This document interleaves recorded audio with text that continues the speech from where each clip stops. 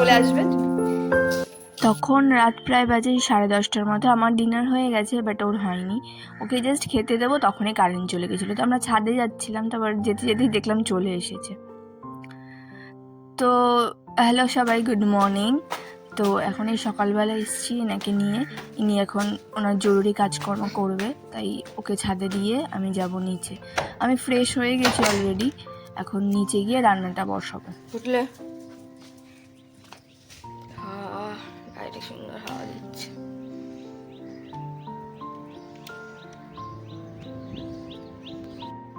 তো গরম লাগছিল, লিটারালি পুরো ঘেমে যাচ্ছিলাম, তাই জন্য বারবার চোখে মুখে জল দিচ্ছিলাম। আমি যে দিনের মধ্যে কতবার গা ধুয়ে চোখে মুখে জল দিই তার কোনো ঠিক নেই। তো লেট হয়ে গেছে অনেকটাই, তো চলো তাড়াতাড়ি রান্না বান্না বসানো যাক। তো সবার ফার্স্টে আগে ভাতটা বসিয়ে দেবো, দিয়ে বসাবো ডিম সিদ্ধ। আজকে বেশি কিছু রান্না হবে না, শুধু ভাত, ডিমের ঝোল আর করব উচ্ছে আলু ভাজা।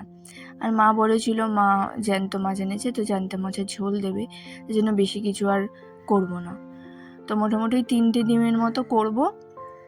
তার মধ্যে একটা ডিম আমার পুরো একদম সিদ্ধ, জানি না ফাটা ছিল নাকি পুরো বেরিয়ে একদম বাজে অবস্থা হয়েছিল। সেটা আর আমি ঝোলে দিইনি, সেটা আমি সিদ্ধই রেখে দিয়েছিলাম, ওটা আমি আলাদাভাবে খেয়ে নেব। আর এখানে পেঁয়াজটা একটু গ্রেট করে নিচ্ছি। আর এখানে দিয়ে দিলাম হচ্ছে গোটা গরম মশলা, শুকনো লঙ্কা আর জিরা ফোড়ন, আর তারপরে পেঁয়াজটা দিয়ে দিচ্ছি। পেঁয়াজটা দিয়ে লাল লাল করে ভাজা হলে তারপরে আমি আলুগুলো দিয়ে দেবো। আর আলুগুলো না আমি একটু ছোটো ছোটো কেটেছি, বিকজ বললাম যেমন একটু লেট হয়ে গেছে, তা তাড়াতাড়ি হওয়ার জন্য আমি একটু ছোটো ছোটোই কেটেছি। আর ডিমের ঝোলে আমার আলু মাংসর মতো একটু বড়ো বড়ো হলেই ভালো লাগে। তো তারপরে পেঁয়াজটাও গ্রেট করে নিয়েছিলাম পেস্ট মতো, তো পেঁয়াজ বাটাটা দিয়ে টমেটো বাটাটা দিয়ে দিলাম, দিয়ে ভালো মতো নেড়ে ঢেকে দেবো। তারপরে এটা দিচ্ছে হচ্ছে আদা রসুন বাটাটাও একদম ভালো করে মিশিয়ে ঢেকে দেবো। আমি কিন্তু এরকম সব রান্নায় কম আছে ঢেকে ঢেকে করি, নাহলে না আমার বেশি আঁচ বাড়িয়ে দিলে আমি রান্না পুড়ে যায়, জানি না কেন। সেই জন্য আমি একদম কম আছে ঢেকে ঢেকে রান্না করি। তো এখানে ডিমটা সিদ্ধ হয়ে গেছে, তো ডিমটা ভালো মতো খোসাটা ছাড়িয়ে নেবো।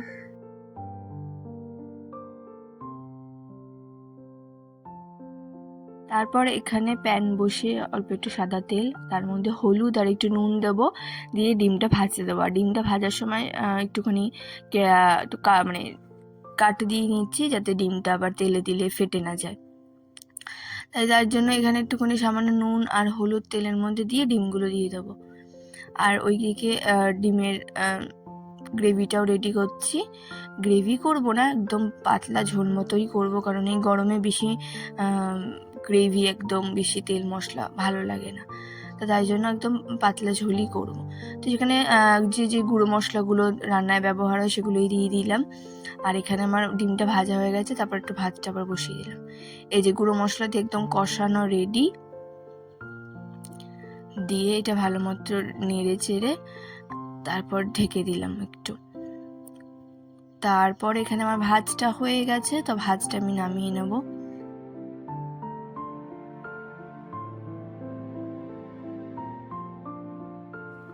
তো এখানে ডিমের ঝোলটা একদম হয়ে গেছে, দেখতে পাচ্ছ ঝোল ঝোল রেখেছি। আর আমি গরম মশলা দিয়ে এবার নামিয়ে নেব। এটা একদমই রেডি হয়ে গেছে। তারপর এখানে আমি ভাজতে দিয়েছিলাম উচ্ছে আলু ভাজা, ওই যে ভাজা হচ্ছে। তারপরে ওকে দিয়ে দেবো চা।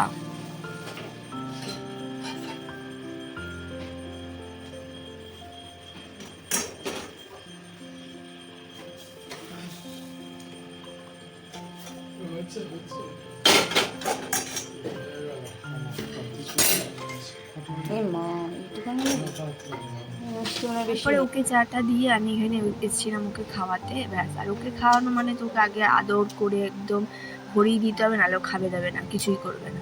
সেটাই করছিলাম, যে ওকে খাইয়ে দাইয়ে নেবো, নিয়ে তারপর যাব কিচেন ক্লিন করতে। এই হচ্ছে আমার কিচেনের অবস্থা, দেখতেই পাচ্ছ। তো চলো ঝটাপট করে একদম ক্লিন করে নিই এটা। পুরি মেরে একদম আমি ক্লিন করে নিলাম।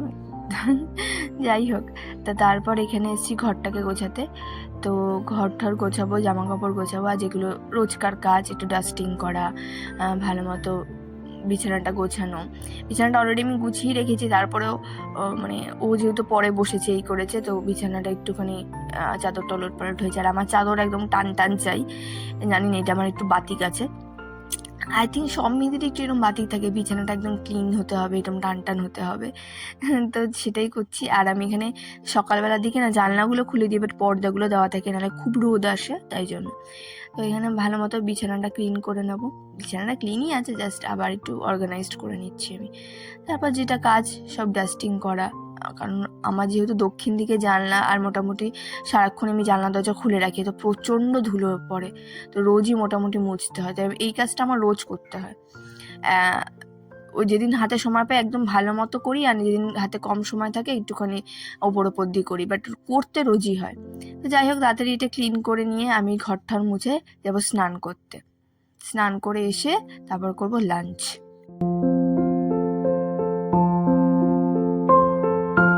তো দেখো, তোমাদের একটা ফাইনাল লুকও দেখিয়ে দিচ্ছি। জামা কাপড় একদম সব গোছানো, বেড একদম পরিষ্কার, একদম টান টান, আর এদিকে আমার সব ডাস্টিংও হয়ে গেছে। তো নিয়ে এসেছি লাঞ্চ। এটা হচ্ছে পাট শাকের বড়া, এটা কালকে একটু সয়াবিন ছিল সেটা, এই যে ডিমের ঝোল, আর এটা ওটা ওই যে রসনাটা, সেটা একটু এনেছি। খাইনি আজকে সারাদিনে, তো তাই জন্য একটু নিয়ে আসলাম। তো ঝটাপট লাঞ্চটা করা যাক। ঘরে না বিভৎস গরম, আর পাচ্ছিলাম না,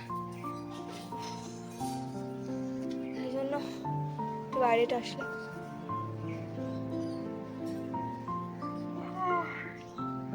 এখন মোটামুটি বাজে 4:10।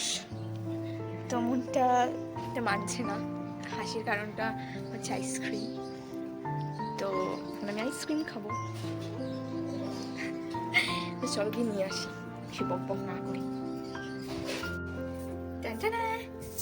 ওরে বাবা, তো নিয়ে চলে এসেছি।